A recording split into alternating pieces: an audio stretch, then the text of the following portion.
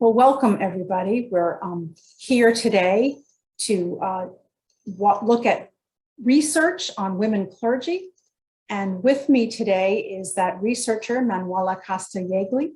She's from the University of Notre Dame. And our two panelists are Molly James of the Episcopal Church and Meghan Froelich of the Episcopal Church. I'm going to do longer introductions of them in a moment, but I'm going to read a portion of a prayer from the Rhythm of Prayers by Women. And this one is by the Reverend Emily Swan.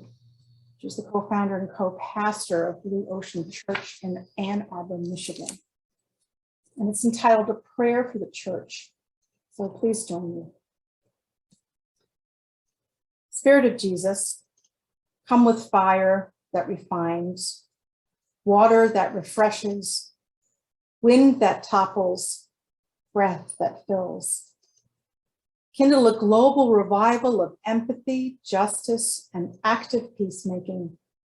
Birth a witness of love that is bigger and better than we inherited. Liberate us from the privilege and oppression, unshackle the gospel from nationalism, colonialism, white supremacy, and every other lens that shrouds the good news. Give us an abundance of grace for others and ourselves. Grant us compassion for those who suffer. Free us from the influence of money, power, and acclaim. We ask this all in Christ's name. Amen.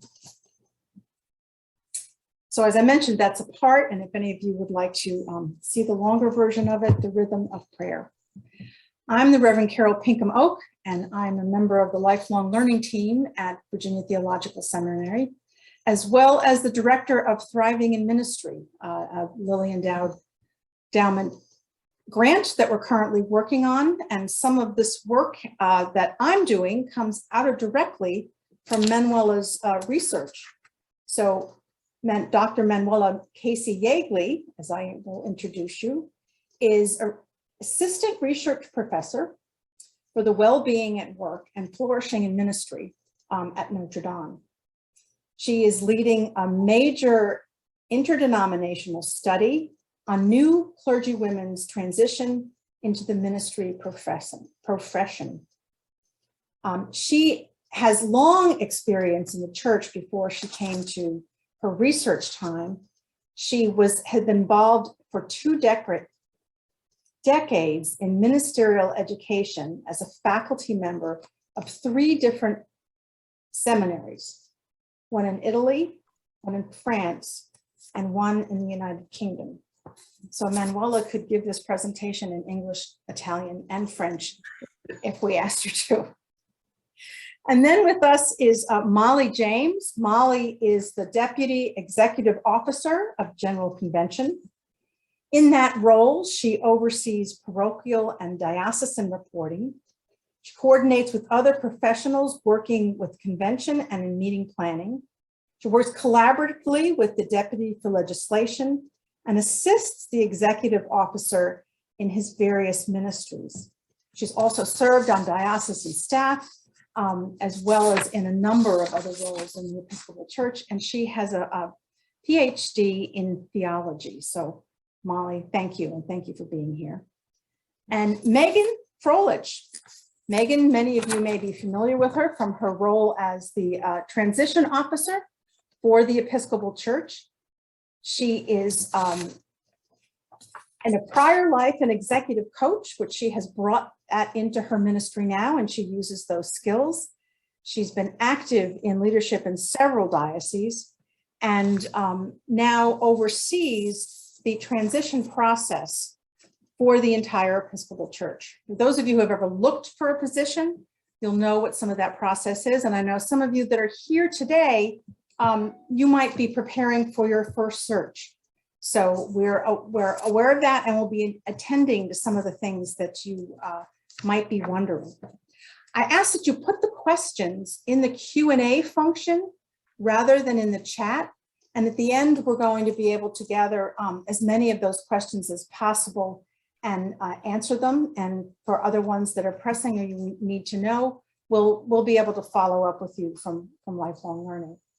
The other thing I just want to say is, panelists, we are all very enthusiastic about this information, and we have a lot of information to cover. However, I may need to interrupt us so we stay on track and we get to people's questions. So just so that you know that. All right, so our topic is navigating the clergy job market. That's the topic for this first webinar. So Manuela, do you want to open by telling us something about your research? Sure. To start, I will share my screen and show you a presentation. I hope everybody can see it. Okay, is it clear? You can see it. Okay, research is traditionally boring to listen, so I thought that maybe we could start with a few stories, and if you focus on what I'll say after, I will probably go more over specific data in the following part. You will recognize some patterns from the stories, but the stories are there just to give a little bit of life to what could seem just data. First story, Audrey. Audrey is in her late 30s. First career was in youth mental health, specifically with juvenile offenders. And when she decided to embrace ministry, her seminary provided little to no guidance on navigating the ministry job market. She was used to very tough work environment, as you may imagine, coming from help for juvenile offenders. But she found that church employment was the first environment where she felt gendered. That's a quote from her interviews. Her diocese was not women friendly, and as a consequence, as she prepared to graduate, many of her male peers had already found a job, even before graduation, while female and LGBTQ+ seminary colleagues struggled. She decided to act aggressively and applied for a job that she had learned about from seminary friends in a different diocese from the one that sent her, and under a female rector she admired. And she succeeded. Her best advice, quote, "Sometimes it is better to ask for forgiveness than for permission." Second story, Vicky.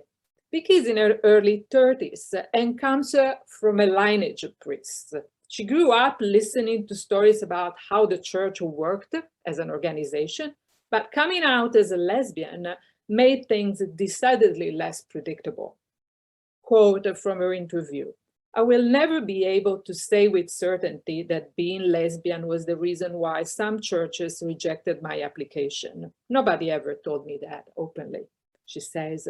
"But I have gay friends who went through the same process, and some were told that they would have been perfect for the job, but their congregation did not accept their sexual orientation. So there may well be some people who put me on the bottom of the pile because I'm a lesbian." Despite this opacity, Vicky has been able to find a rewarding appointment as a vicar of a larger church and is optimistic about her future as a priest. A third story. Sarah is in her late 50s, comes from a career in corporate management, and embracing ministry involved paying a considerable price tag in the passage between corporate and ministry. But she is very passionate about nurturing people's spiritual needs. The hardest part of their transition into ministry was to shift from being a valued professional and leader to feeling treated as a mere quote-unquote novice. As an older woman, she believes the organization does not invest in women of her age, while younger and preferably male colleagues are assigned to the most rewarding positions.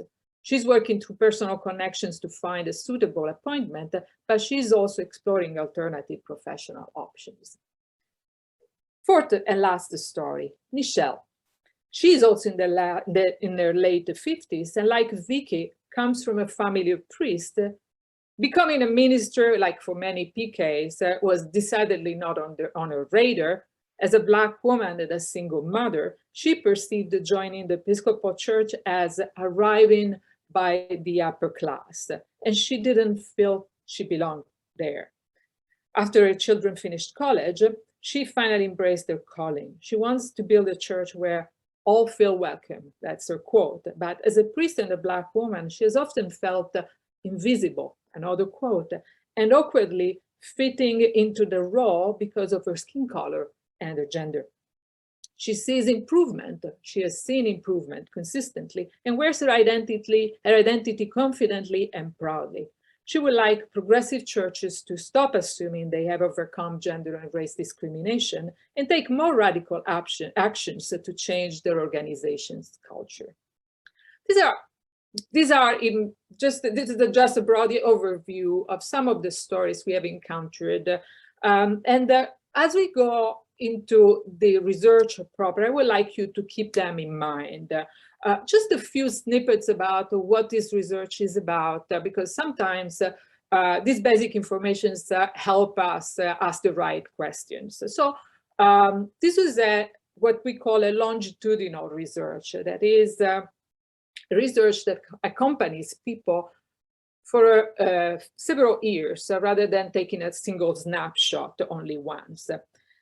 We used what we call biographical interviews. That's why I was able to tell you stories that are open-ended questions, inviting people to speak at length about their experience, because we wanted to move the power from us as a researcher, as researchers asking questions about what matters to us, to giving freedom to others to tell what mattered for them.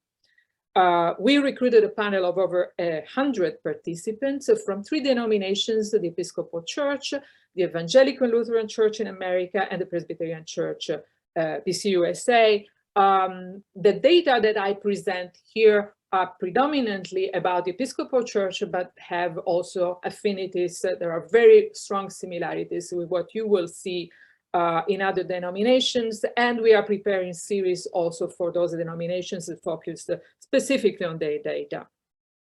The panel included 50% of first callers, 25% of men, also first callers, to make comparisons, and 25% of second or third callers.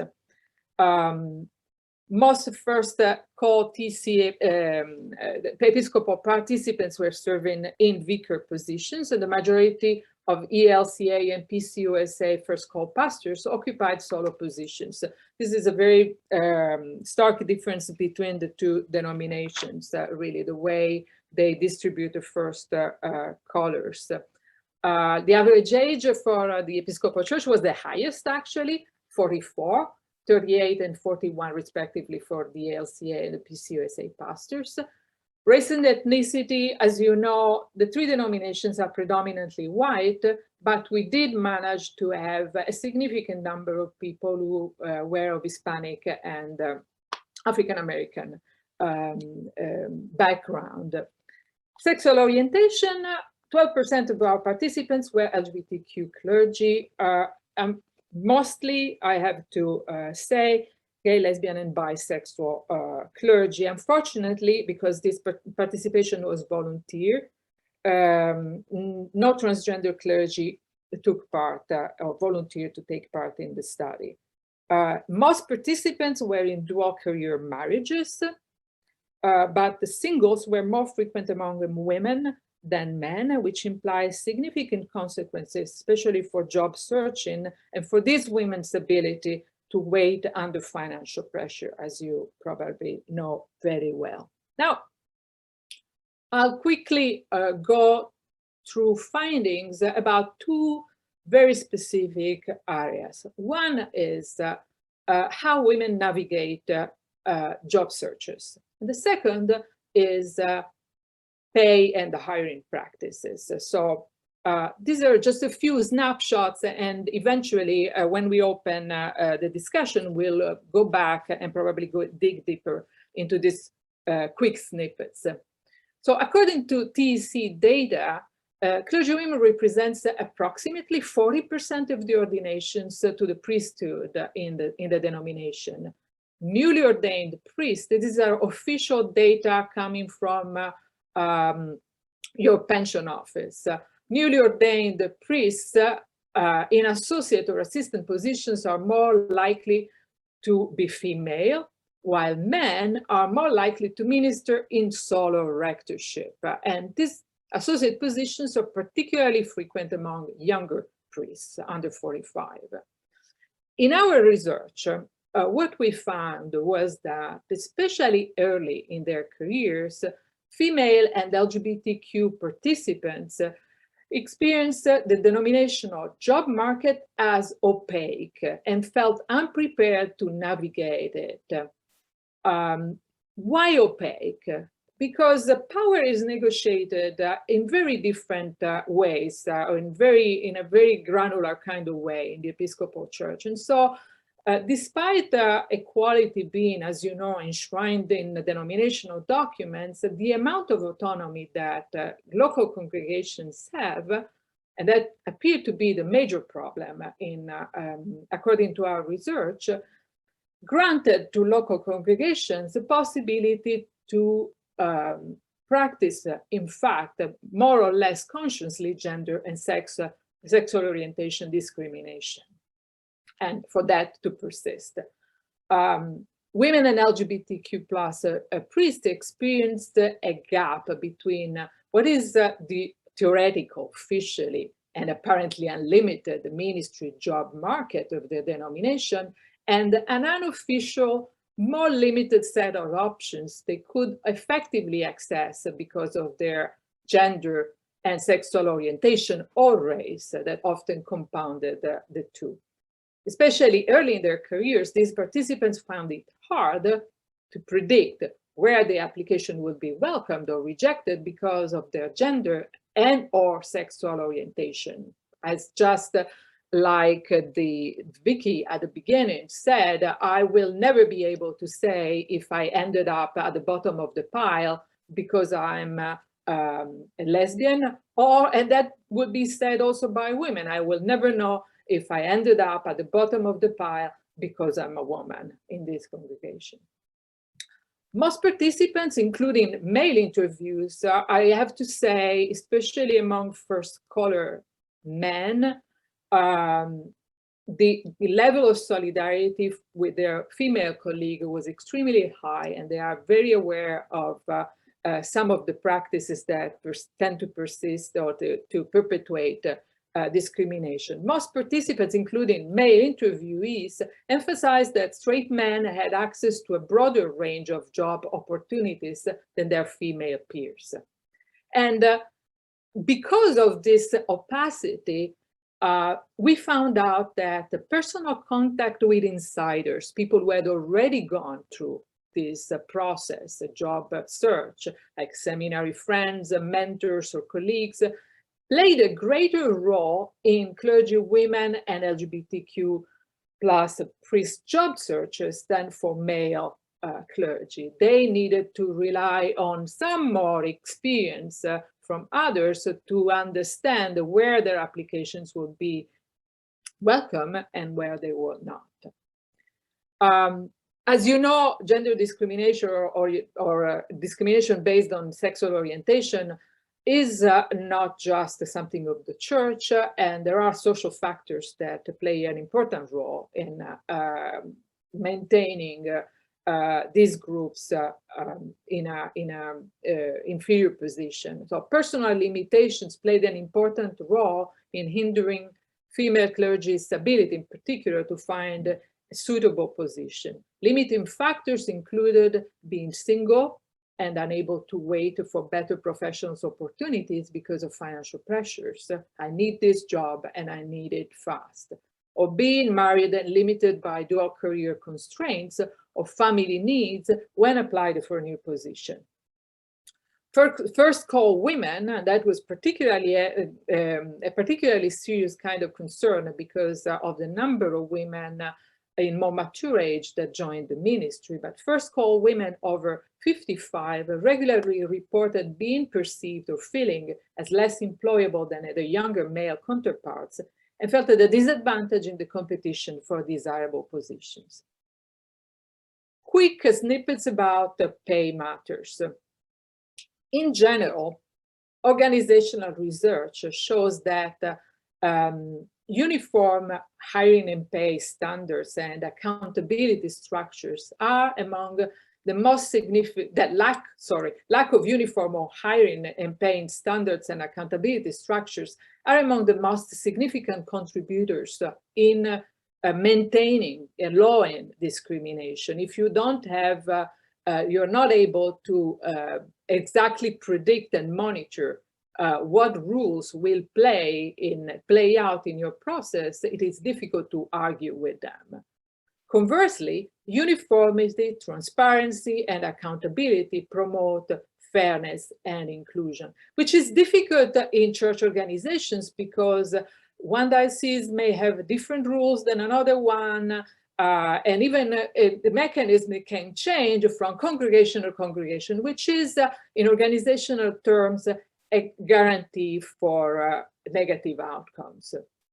And of course, this needs to be negotiated with the peculiarity of a church organization, but this is the soft belly, really. It is lack of uniformity.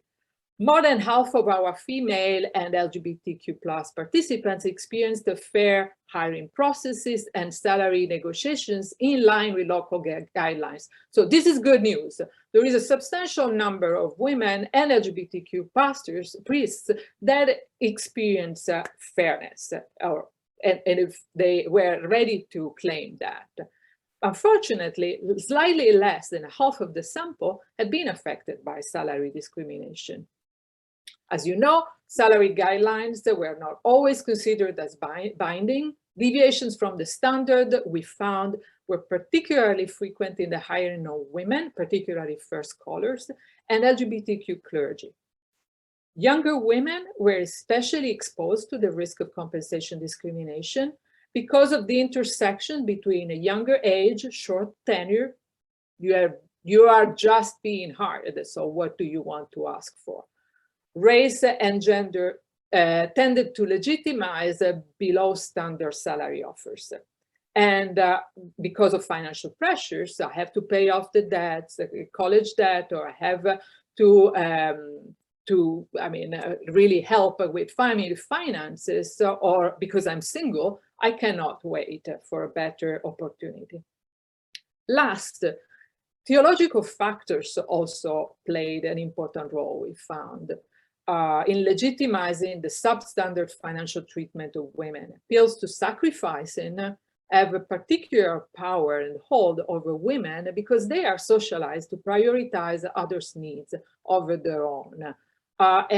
We honestly didn't find many men who were willing to accept a subpar kind of financial offer in the name of the same kind of argument. We found out that really theological argument had a particular hold on women. Very quickly, what the good news, the things that help, and we'll start the discussion from here probably. First, promoting preparedness and promoting access to job opportunities for first call women and LGBTQ+. I emphasize first call women because and LGBTQ+ clergy, because first call placements are a predictor of how your career will go in the future. So it is an important place to start. One of the things about the Virginia Theological Seminary that we found out during our research is that the graduates had seemed to have an edge over others because this is a place where jobs are consistently and for the most part advertised, and as a consequence there is a lot of exposure to job opportunities, so that gave an edge. However, it was also clear that the advantage didn't completely erase the challenges women and LGBTQ+ new clergy faced. More generally, the study highlighted the seminaries' potential role. I say potential because it's not always exploited. It's not always developed, and it should be. In supporting and coaching female and LGBTQ plus first scholars as they navigate the specific challenges of their ministry labor markets. Second, reducing financial pressures. More than other participants, clergywomen were positively affected by strategies to decrease the seminary tuition costs and support financially burdened students. Single and divorced women, often from a second career background, are overrepresented among new clergy.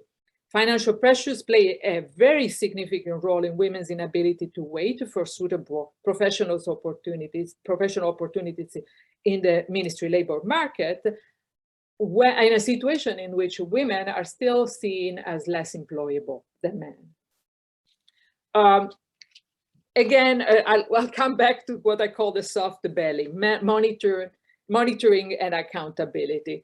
This is a problem across denominations. It's not just the Episcopal churches, all churches. They all have this kind of granular distributor form or diffuser form of power within themselves, which implies that discrimination has a space to grow. It's like a weed.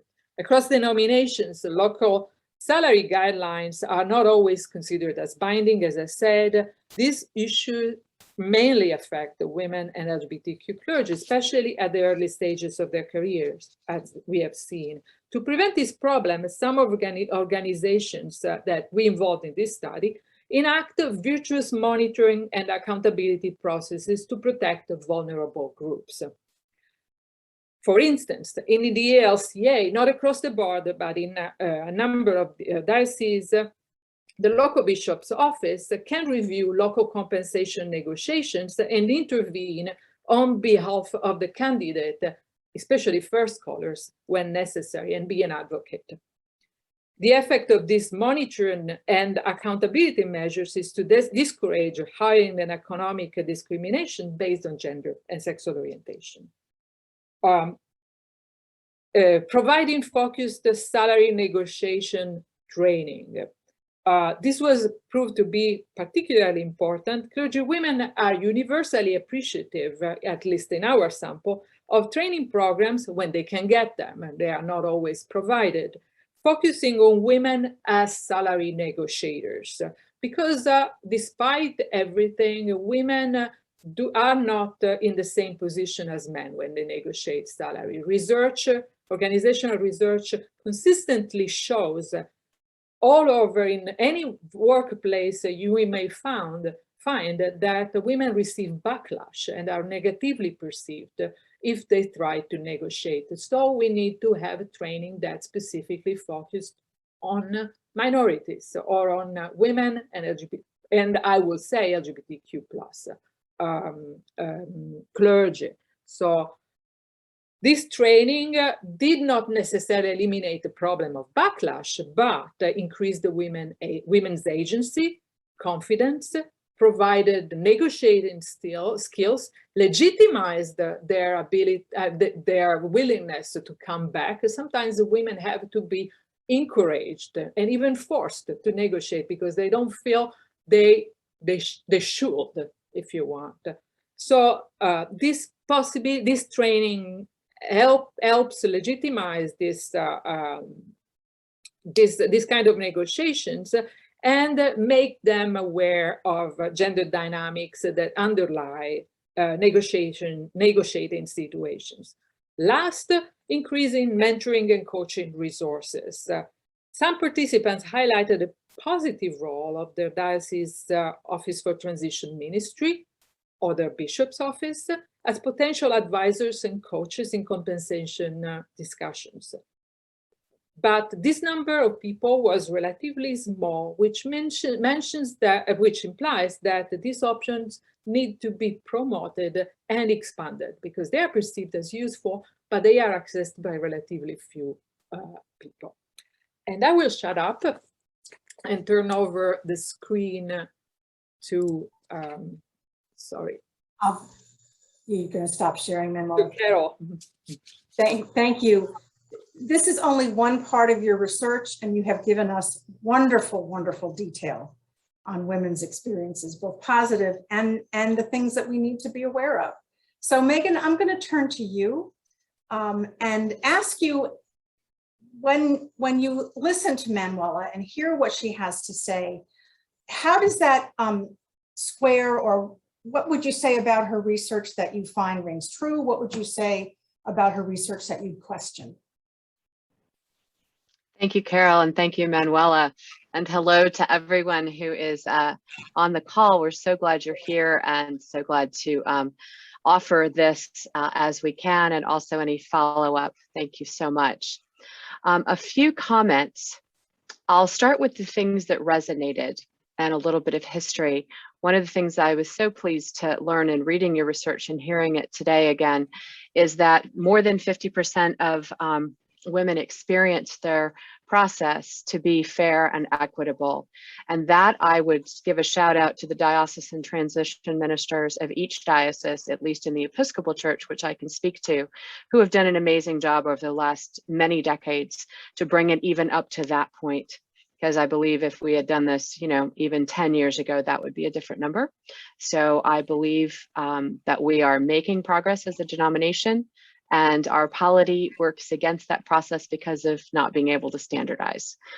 So you've covered that already, Manuela. One of the other things I would like to address that I think rings very true is the theological piece that was on slide 10, that it's particularly insidious, and I'm just expanding and agreeing with Manuela that it's insidious and it's particularly effective to use the sacrifice argument to say, well, shouldn't you be the person to pay that price financially and in every other way, you and your household? So I would affirm that, and we see that all the time. I'll also affirm that from where I see that bishops' offices, whether that's the transition minister, a different canon, someone else, or the bishop themselves, can make a big difference. If there are compensation guidelines within a diocese, not all of them have them within the Episcopal Church. Quick little short story. There was a vestry, that's our parish council version, that's the folks who were doing it, had a very clear offer on the table. They brought it down $14,000, wouldn't send that agreement because the bishop in this case has to sign that agreement, wouldn't send it. And the bishop finally said, yo, give me the letter of agreement. And they found out they were trying to lowball it by 14 grand because it was a woman. Well, I mean, we'll never prove that, but you know what I'm saying. Yeah. I'll add to this, one of the standardization things that is happening across diocese by diocese, but is being implemented that I find very encouraging, is that many transition ministers now, along with their bishops, are working very hard to implement a standardized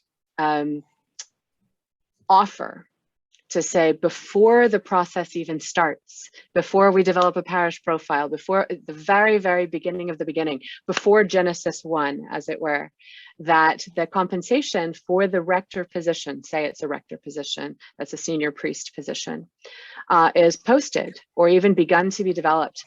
This is what we will be paying our next priest. Period. End of sentence. Crickets. And that's terrific, I think. I'm going to stop. Yeah. Back to the compensation. Sure. And I want to give Molly a chance to talk about her experiences in terms of first call, what you heard in Manuela's research that bears out in your experience. Sure. Thank you.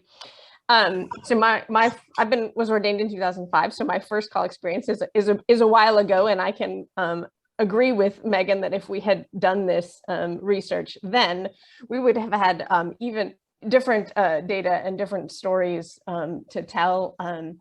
I started my ordained ministry as a CPE resident and a hospital chaplain, so that was a sort of cross between an educational experience and a paid position, and then worked part-time in a parish while I was getting my PhD. So I definitely have one of those stories of it was many years into my ministry before I was being paid for full-time work.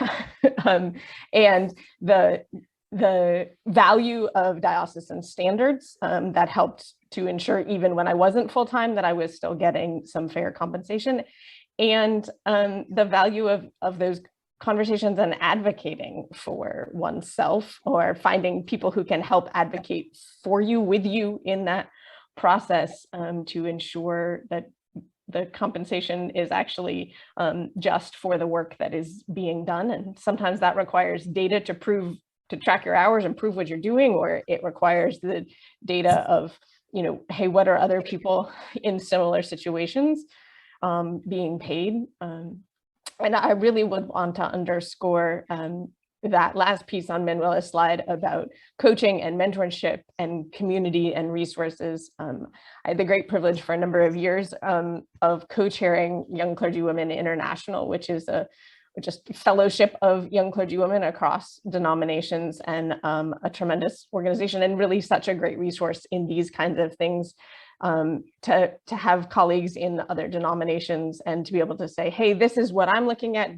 Do you all have something similar to experience? Or, hey, what's your best practice for it, interviews, and how have you done this? And just it's been such a wonderful community of learning and support. I am now over the age of 40, so I am no longer a member of that organization. I am a proud alum, and in a wonderful community of alums of that organization. But I really underscore the gifts of collegiality and shared mentorship that way, as well as seeking out all the wonderful sort of senior mentors who are ahead of us in our denominations.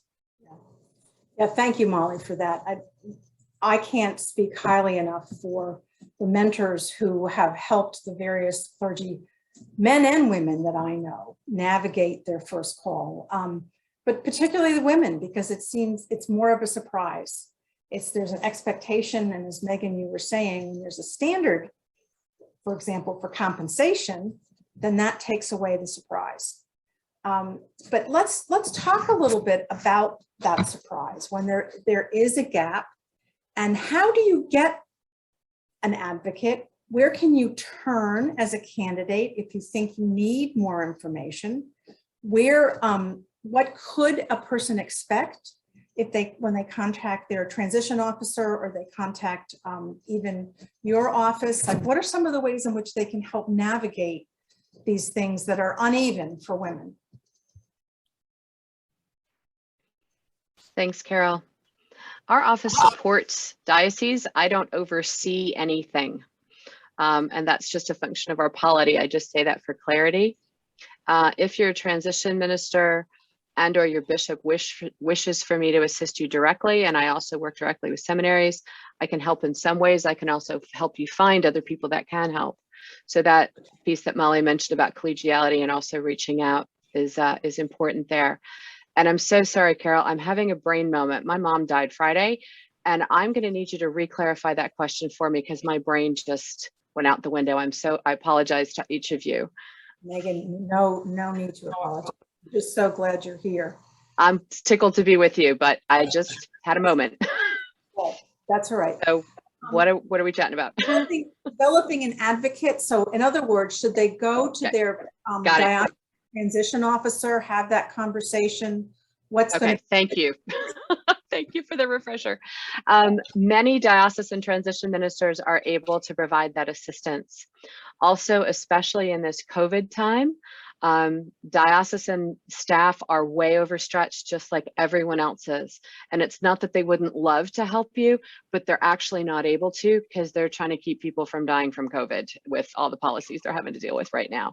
So I would reach out to some of the more informal networks that you may have, or the more formal ones through your seminary as well. Try your diocese. If your transition minister says, I can't, please don't hold that against him, her, them.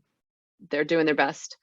There are also various conferences that you can find. Beautiful Authority, Leading Women for later when you're considering a different kind of position. And just all the friends that you know in a variety of denominations. They don't have to be Lutheran or Presbyterian or Episcopalian. Some of my best colleagues are Baptist, Methodist, Mennonite, Quakers, Jewish. So, we've got sisters everywhere. In that way. Does that address it a bit, Carol? Yes, thank you. Thank you. So, and I'll also say, this is a small slice, that Virginia Theological Seminary has mentors for their first call graduates, as well as the program I work on, which is Thriving in Ministry. So if you're changing positions, you've got colleagues and mentors there too. And we hope that that's available to everybody. It is. It's actually a requirement in our ordination process in the Constitution and Canons of the Episcopal Church. So if you are in an ordination process and approaching ordination and you don't have a mentor, you can go to your bishop or the person in charge of your ordination process and say, hey, look here, it says I'm supposed to have one. Yeah, yeah. Thank you, Molly. So I want to go back a minute for the theological factors that Manuela talked about. We touched on it a little bit in terms of women needing to be the ones that are expected to sacrifice on compensation or other things. But Meghan and Molly, Meghan, we'll go to you first. How do you see that coming out in the Episcopal Church? The theological factors of gender, race, gender preference, any of the other factors that might affect a calling committee? Sure. Thank you, Carol. We see it because we're human. And we know this. I'm being terribly obvious here, but it is hopefully partly a godly process. It's also a very human process. And all of the things that we bring from our own histories, consciously and unconscious about bias, come into that. It's very hard for some people on search and call committees in any denomination to see someone who looks like any of us on screen as a leader, much less a leader of their spiritual life in their spiritual community. So there's a lot just of, just a physical kind of reaction to overcome in that way. I also find powerful questions to be a great antidote to that. Is that okay to address super quick right now? Mm-hmm. So gently education. I know Molly's a great educator. I think I have a facilitator's heart as well, to help people learn even in the process, as I've been in interviews, and I'll do mock interviews with some congregations that may be considering a not white guy, whatever that might look like. For the first time, transition ministers will ask me, hey, can you do a mock interview with these folks? Happy to do that. And I'll say, and they'll look at me, and you can see when I come on screen, because we'll use my middle name. So M. Foster is going to be interviewing with you. M. Foster Froelich is going to be interviewing you. And then, of course, my face shows up. And so we talk through that a little bit. And I, gently, we try to approach with an education point of view and say, what might it look like? Who are women's spiritual mentors in your life? It might be a grandmother, it might be an aunt, it might be a woman in your neighborhood, or the head of the altar guild from your congregation growing up. So we try to help people imagine that. And even as an interviewee, I shouldn't have to do that. But there are a lot of things I do in life every day that I shouldn't have to do that are actually helpful for everyone, including me. So how do I ask a gentle and serious question? And I've actually even gone so far in an interview to say, that's a great question. Is that something you've asked the other applicants? And I haven't said other applicants of boom, boom, boom, whether it's gender, race, whatever it is. I've just very gently, in a curious way, said, that's a great question for you. It sounds like you've got a lot of energy around that. Is that question you've asked other applicants?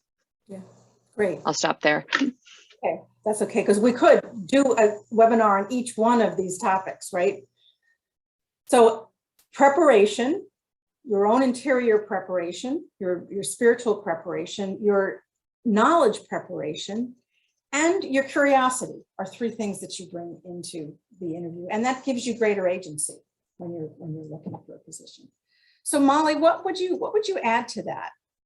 I would add the data. One of the gifts of our pension fund is that they do a lot of data around compensation. So that data is publicly accessible. I'll just put the link in the chat, and it will be updated soon with more recent data. It's usually updated every year. And so it's right there.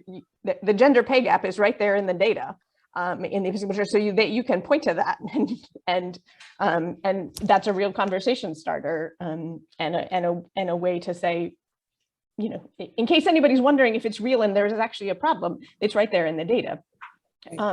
And the other piece I would say from my own theological studies and what has been a gift to me in my own work in thinking about women and theology and sacrifice is the wonderful work of a feminist Roman Catholic theologian from Latin America, whose name is Yvonne Jabara, who writes very specifically about this, the ways in which the church has, over the centuries, perpetuated that message to women that they must sacrifice, and sort of kept women often on the margins, and sort of glorified their sacrifice in ways that is actually ultimately unhelpful to women, and unhelpful to everyone because it's unhelpful to women.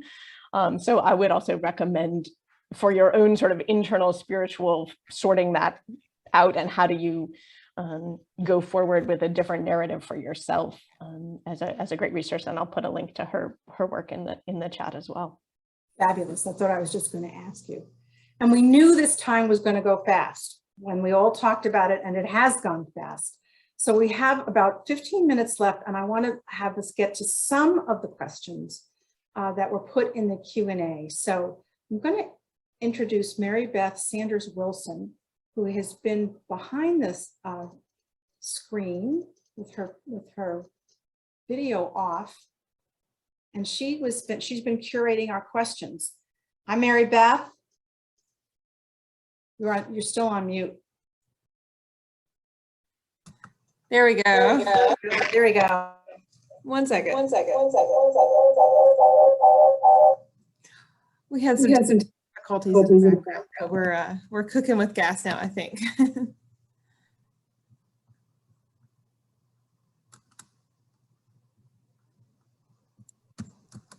Okay.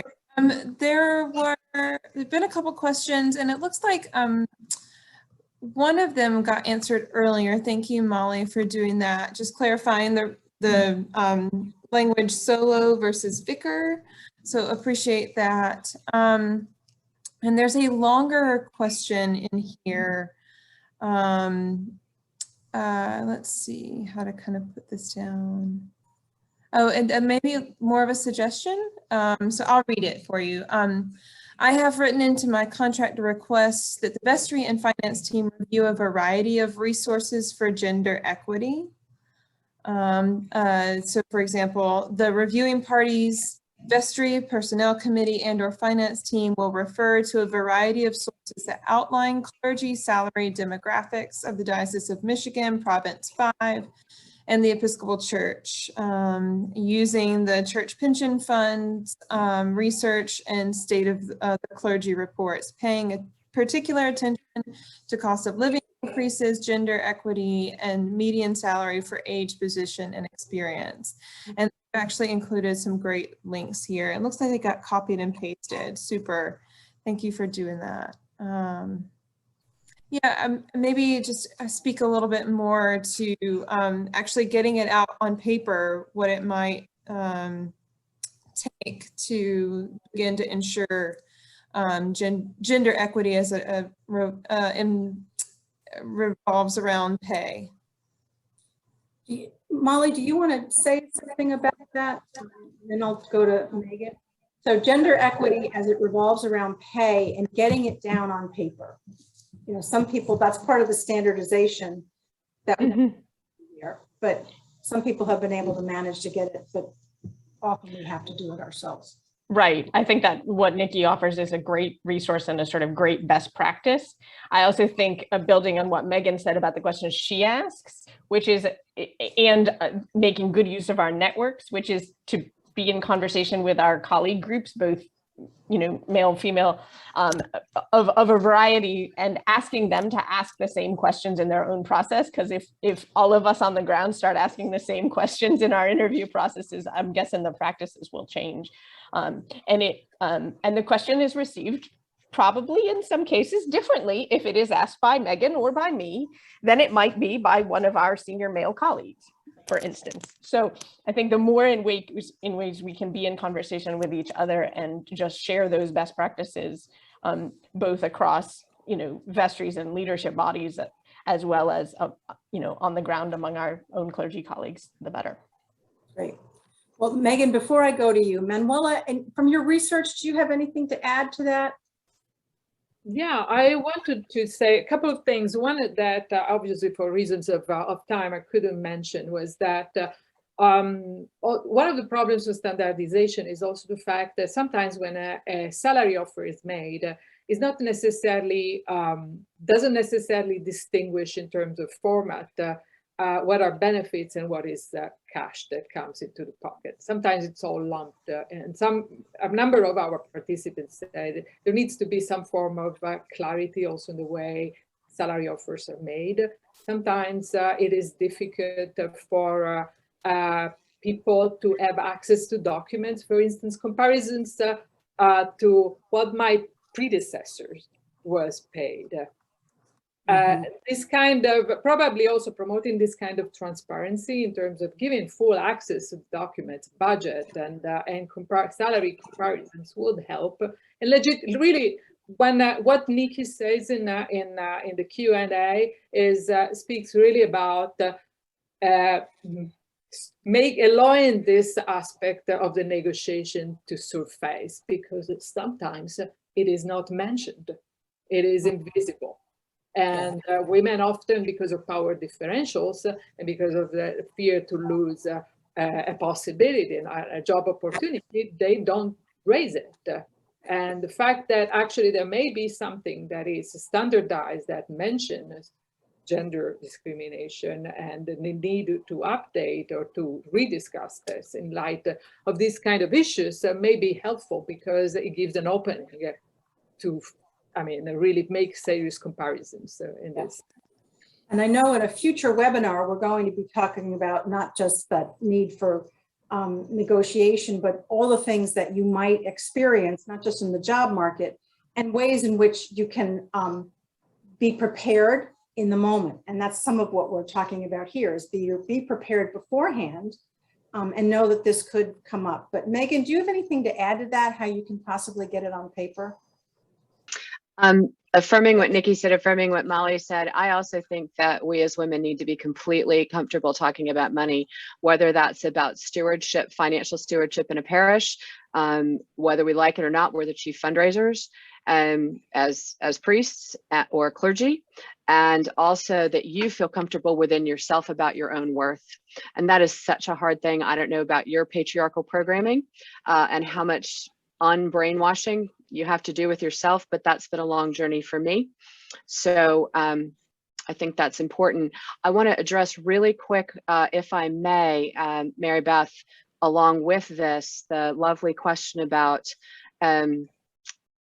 says, can anyone address what it looks like to talk about getting raises beyond the diocesan minimum? Right. Seems to be a major roadblock in a conversation about compensation. The response is we're paying what we're required to. So one of the ways I offer, again, gently with your own personality, with great compassion, to say, is our relationship in this pastoral relationship going to be the minimum that we will all do together? And you'll phrase that in a way that works for you. Because if that is, I'm not sure we're a match. If you're only going to do as a parish what's minimally required of you, that's not what I offer as a clergy woman, as a clergy person. I offer you my heart. I offer you my soul. I have good boundaries. I'm a good professional, self-care, all the good things. And, is this the way we want to begin our relationship? Tell me what's happening for you. Is this a fear thing for you guys about the finances? Tell me what's happening with that energy for you, and asking more questions, and you can get really much further to find out what their needs are in that way as well. So I hope, does that touch on what we're going with there? I think so, yes. Thank you. Thank you. There are two questions sort of directed towards Manuela, but also for Megan and Molly. The short question is, were women with disabilities included in the study? Well, yes. In short, we had some women who had especially learning disabilities and or mental health disabilities. So it was part of the mix. Absolutely. Great. And the next question is, will the results of the study be shared with denominational bodies represented? We are trying to, yes. We can send reports, and then it's the baby is up there to be taken care of. But yeah, we are trying to, yes. And these webinars are part of that effort. Right. So, yeah. Well, I think I'm going to draw us to a close now, because we're only a few minutes away from the end of our time together. And Diane Wright, who is the director of continuing education at VTS, Virginia Theological Seminary, she has been in the background as well, but she was going to join us for a few minutes to talk about our next webinar.